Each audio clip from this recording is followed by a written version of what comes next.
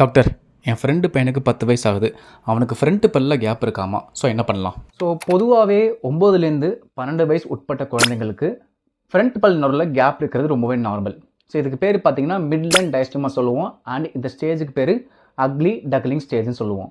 சரி, கேப் ஏன் வருதுன்னு பார்த்தீங்கன்னா, நம்மளுடைய சிங்கப்பல் இருக்குது பார்த்தீங்களா, அதாவது கெனைன், அது milk tooth shed permanent canine வரும்போது பக்கத்து 2 பல்லோட வேற முட்டும்.